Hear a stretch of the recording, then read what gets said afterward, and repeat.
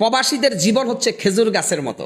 একটা খেজুর গাছ অযত্নে অবহেলায় কিন্তু বড় হয়। খেজুর গাছের কেউ যত্ন করে না, কিন্তু ওই খেজুর গাছ থেকে সবাই রস খায়।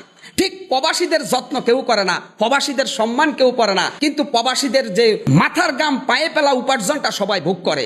এটা হচ্ছে খেজুর গাছের মতো। প্রবাসীদেরকে আমরা ওদের সুসো সুসো শুধু রসটা খাই প্রবাসীদের কাছ থেকে, কিন্তু আমরা তাদের কোনো টেক কেয়ার করি না। এটা হচ্ছে নির্মম মানবতার এক ভয়ঙ্কর দৃশ্য। প্রবাসী বাঙালিরা বিমানবন্দরে হেনস্থার শিকার হয়, প্রবাসী বাঙালিরা পরিবার পরিজনের কাছে হেনস্থার শিকার হয়।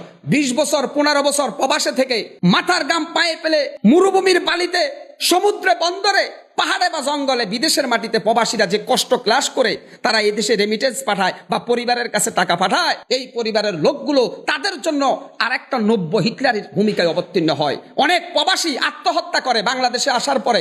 অনেক প্রবাসী যখন দেখে 20 বছরের সমস্ত সম্পদ পরিবারকে দেওয়ার পরে সে তার বাড়িতে আইসা দেখে তার বউ নাই, আর একজনের সাথে চলে গেছে।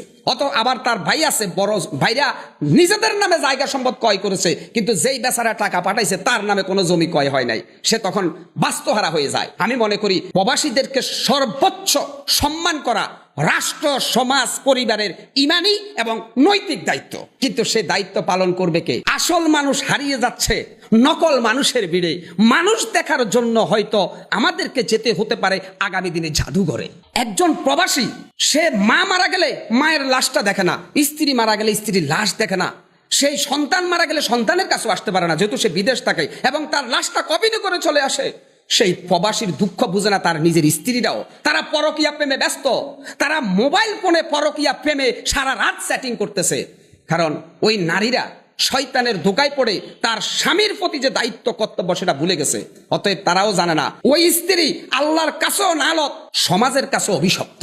অতএব প্রবাসীদেরকে কেয়ার করাটা প্রত্যেকের একজন মূল্যবোধ করা উচিত বলে আমি বিশ্বাস করি। রেমিটেন্স যোদ্ধারা যারা প্রবাসী বাঙালি, তারা হচ্ছে বাংলাদেশ গড়ার মূল কারিগর, কিন্তু অত্যন্ত দুঃখের বিষয় তারাই হচ্ছে বাংলাদেশের সবচেয়ে অবহেলিত।